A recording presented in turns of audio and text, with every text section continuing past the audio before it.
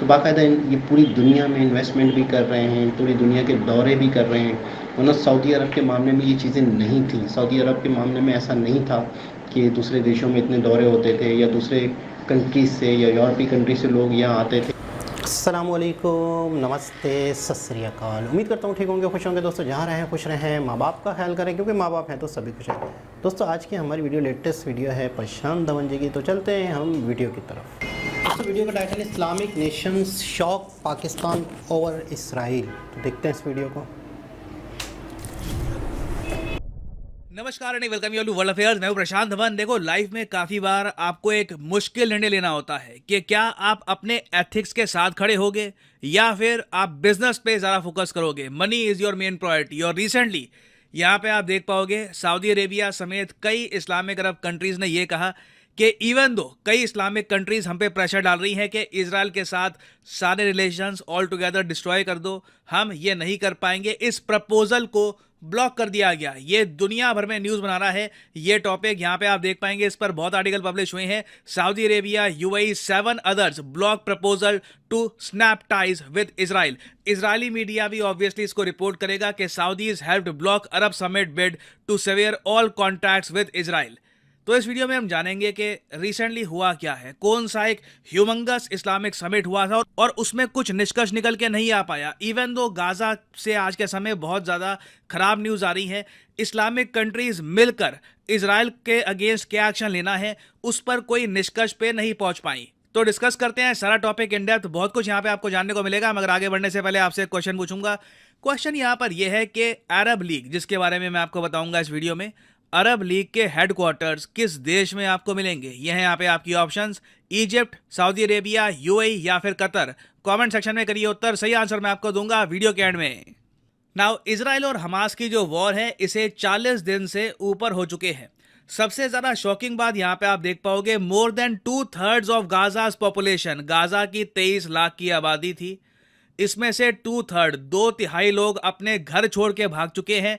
और इजराइल ने इतनी ज्यादा बॉम्बिंग करी है ना गाजा पे कि यूनाइटेड नेशंस के भी कई जो ऑब्जर्वर्स थे, कई जो ऑफिशियल्स थे, ये मारे गए। बताया जा रहा है कि यूनाइटेड नेशंस के 101 लोग मारे गए हैं। यूनाइटेड नेशंस की हिस्ट्री में, 78 ईयर्स की हिस्ट्री में किसी भी वॉर में ये नहीं देखा गया कि यूएन के इतने सारे लोग मरे हों। और अगर हम बात करें डिस्ट्रक्शन की, तो इजराइल ने गाजा पर इतनी बॉम्बिंग करी है कि 1 महीने में इन लोगों ने गाजा के आधे घर डिस्ट्रॉय कर दिए हैं। अगर हम ईयर्स की बात करें कि गाजा पट्टी कितने सालों पीछे भेज दी गई है, तो एटलीस्ट आप कह सकते हैं 16 साल। 16 साल में जो भी यहां पर तरक्की हुई थी, घर बने थे, बिल्डिंग बनी थी, सब डिस्ट्रॉय हो चुका है। ये पूरी गाजा पट्टी 16 साल पीछे जा चुकी है टाइम में। और ऑब्वियसली इसका इंपैक्ट आप बहुत ही जल्द ह्यूमन डेवलपमेंट इंडेक्स में भी देखोगे। यहां पर ऑल टुगेदर लिटरेसी, उसके अलावा हेल्थ केयर, सारे स्टैंडर्ड्स और भी जरा गिरेंगे। नाउ सिंस सिचुएशन इतनी जरा खराब है और फिलिस्तीन का जो इशू है ये इस्लामिक वर्ल्ड में बहुत ज़्यादा इंपॉर्टेंस रखता है बिकॉज ऑफ जेरूसलम, सब जो इस्लामिक कंट्रीज हैं और जो अरब कंट्रीज हैं ये इकट्ठा आए एक इस्लामिक अरब समिट के लिए। जी हाँ, एक इस्लामिक अरब समिट। ये बात मैं आपको बता देता हूँ। देखो, बहुत ही सिंपल लैंग्वेज में आपको समझाऊंगा। सभी अरब देश इस्लामिक देश हैं, मगर सभी इस्लामिक देश अरब देश नहीं है। फॉर एग्जाम्पल, यहाँ पे आप देख पाओगे ये जो बड़ा सर्कल आपको दिख रहा है ना, ये है ऑर्गेनाइजेशन ऑफ इस्लामिक कोऑपरेशन का। इसमें सब देश यहाँ पे आपको दिख जाएंगे। ईरान है, कतर है, सऊदी अरेबिया है, यूएई है, लेबनान है, फिलिस्तीन आपको दिख जाएगा, पाकिस्तान है, मलेशिया, ये सब देश आते हैं ओआईसी में ना। ओआईसी में ही ना आप देखोगे एक और आपको ग्रुप दिख जाएगा, अरब लीग का। अरब लीग वैसे ओआईसी का पार्ट नहीं है, मगर एक रिप्रेजेंटेशन के लिए आपको बता रहा हूं कि बहुत सारे इस्लामिक कंट्रीज हैं जो एथनिसिटी के हिसाब से अरब हैं, जैसे कि यूएई, सऊदी अरेबिया, उसके अलावा Egypt, Libya, Algeria, Sudan, Yemen, ये सब अरब देश हैं।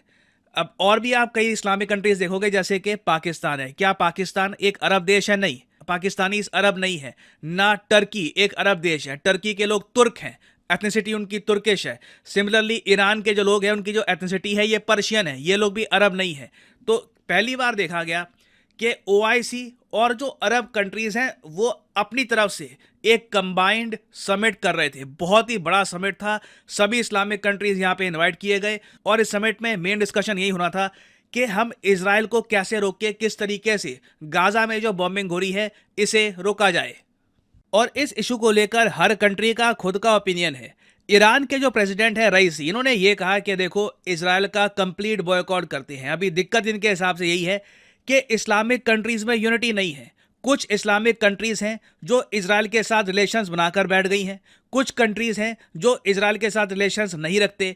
तो ऑल टुगेदर सभी इस्लामिक कंट्रीज को इनके हिसाब से, ईरान के हिसाब से, इजराइल के साथ रिलेशंस कट कर देने चाहिए। ईरान ने देखो बहुत ज़्यादा एक हार्ड स्टांस रखा, और उसके अलावा कई कंट्रीज है, फॉर एग्जांपल पाकिस्तान है, कतर है, इन्होंने ईरान का स्टांस सपोर्ट भी किया। इन्होंने कहा कि हाँ ठीक है, ईरान ठीक कह रहा है। जिस तरीके से पाकिस्तान का स्टांस है, पाकिस्तान ने इजराइल के साथ सारे रिलेशंस कट कर रखे हैं, तो सेम बात यहां पर इजराइल ने कही कि एक कंबाइंड यूनिफाइड जवाब देते हैं इजराइल को। बट सरप्राइजिंगली हुआ यहां पर क्या कि ओआईसी कंट्रीज और जो अरब लीग है, इन्होंने इजराइल की आलोचना तो करी, मगर इजराइल के इशू को लेकर करना क्या है उस पर पूरा इस्लामिक वर्ल्ड बटा हुआ था। यहां पे आप देख पाओगे, डॉन न्यूज का आर्टिकल है, पाकिस्तान का न्यूज आउटलेट है, ये लोग कह रहे हैं कि ओआईसी और एएल मतलब के Arab league members slam Israel but differ on responses. और सबसे शॉकिंग बात यह है कि ईरान के प्रपोजल को ब्लॉक करने में सबसे बड़ा हाथ रहा सऊदी अरेबिया और यूएई का।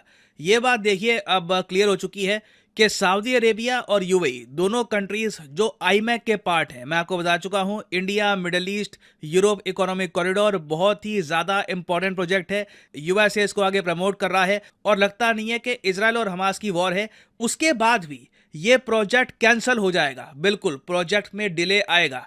अभी सऊदी अरेबिया और इजराइल के बीच में जो कंस्ट्रक्शंस होनी थी रेलवे की और चीज़ों की, उसमें देरी आएगी, no doubt about that. But लगता नहीं है कि पूरा प्रोजेक्ट ऑल टुगेदर कैंसिल होने वाला है। और इसी बात की इंडिकेशन सऊदी अरेबिया ने दे दी है इस समिट में कि बिल्कुल गाजा का इशू अपनी जगह है, बट बिजनेस इज बिजनेस। हम लोग जो एक बड़ी अपॉर्चुनिटी है आईमैक की इजराइल के साथ कल को बिजनेस करने की, ये छोड़ने नहीं वाले। यूनाइटेड अरब एमिरेट्स ने भी ये बात क्लियर कर दी है कि इजराइल के साथ ये रिलेशंस नहीं तोड़ेंगे। आपको पता होगा आज से कुछ ही साल पहले अब्राहम अकॉर्ड्स के अंडर, डोनाल्ड ट्रंप की प्रेसिडेंसी के अंडर, यूएई और इजराइल के बीच में रिलेशंस नॉर्मल हो गए थे। यूएई ने भी कह दिया है कि हम पीछे नहीं जाएंगे, चाहे गाजा से जो भी नंबर सामने आए, जो भी न्यूज सामने आए। आधी जो गाजा पट्टी है इजराइल कब्जा ले, तब भी यूएई ने डिसाइड कर लिया है कि इनका स्टांस क्लियर रहने वाला है। सो एक तरफ सऊदी अरेबिया और यूएई लिटरली आप कह सकते हैं समिट में इजराइल को डिफेंड कर रहे थे।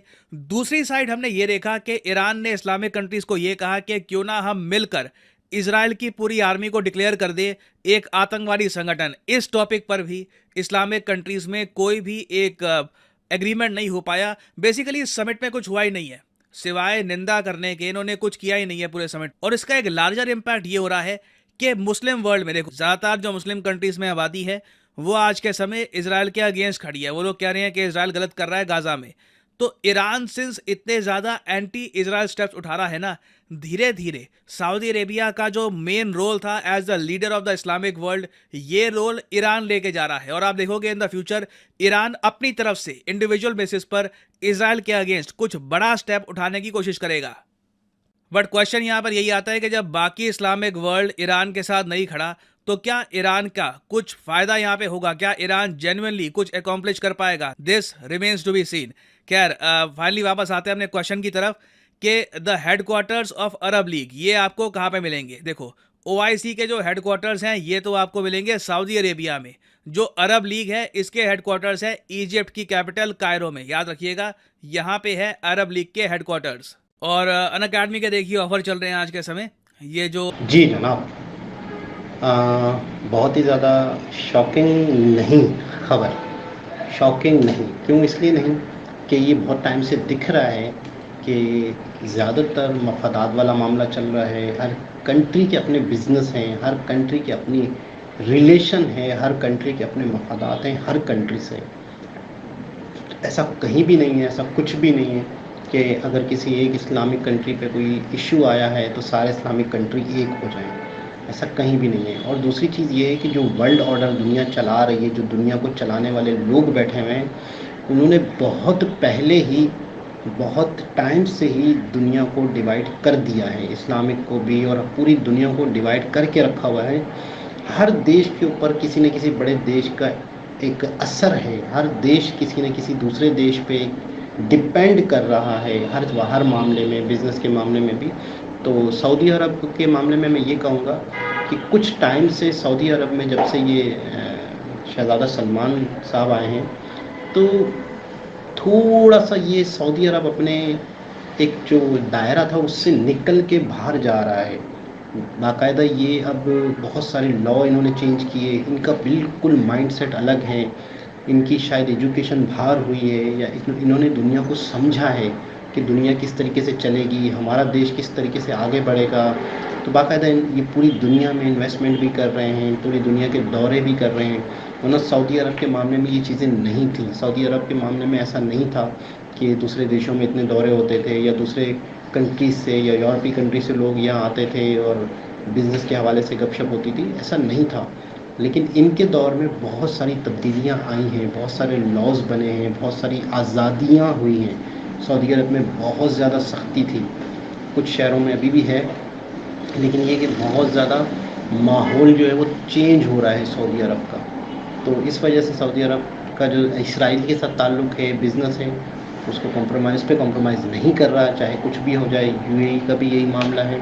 बाकी ईरान का तो मैं ये समझूँगा कि ईरान का तो बहुत पहले से ही यूएस के साथ या इसराइल के साथ गड़बड़ है, बहुत पहले से ही, अगर ये वाला मामला ना भी होता तो। तो देखते हैं इन फ्यूचर क्या होता है। लेकिन इस समिट से मुसलमानों ने, मुस्लिम देशों ने कुछ हासिल किया या नहीं किया? इसराइल ने ज़रूर कुछ हासिल कर लिया कि ये लोग एक नहीं हैं, ये लोग यूनिटी इनके अंदर नहीं है। तो और उनके हौसले बुलंद हुए और उनकी हिम्मत बढ़ेगी और उन्हें अच्छा लगेगा कि यार मुसलमान आपस में एक साथ हैं ही नहीं। अक्सर हमारे यहाँ मौलाना या ये लोग बातें कर रहे होते हैं कि मुसलमान एक नहीं हैं, अगर आज मुसलमान एक होते तो हम यूँ कर लेते, वो कर लेते। सबसे पहले तो मैं कहूँगा कि हम लोग मुसलमान हैं कहाँ से? मतलब मुसलमान की जो असल डेफिनेशन थी तो वो तो ख़त्म ही हो चुकी है। ऐसा है ही नहीं कहीं पे कि यार हम मुसलमानों वाले जो काम है वो करें, हम अपने पड़ोसियों का एहतराम करें, हम बेईमानी ना करें, हम चीटिंग ना करें, हम धोखेबाजी ना करें। हम तो ये कर ही नहीं रहे। तो हम जब हम अपनी ज़ाती ज़िंदगी में ही एक अच्छे इंसान नहीं हैं मुसलमान, तो हम इंटरनेशनल लेवल पर कहाँ से अच्छे हो सकते हैं? तो यूनिटी नहीं है, इसका फ़ायदा दूसरे लोगों को बहुत ज़्यादा होगा और हो भी रहा है। देखते हैं ईरान के मामले में कि ईरान आगे चल के क्या फ़ैसले लेता है, क्या नहीं लेता। लेटेस्ट वीडियो थी, दोबारा किसी और वीडियो के साथ आपसे मुलाकात होगी। जब तक के लिए अल्लाह हाफ़िज़।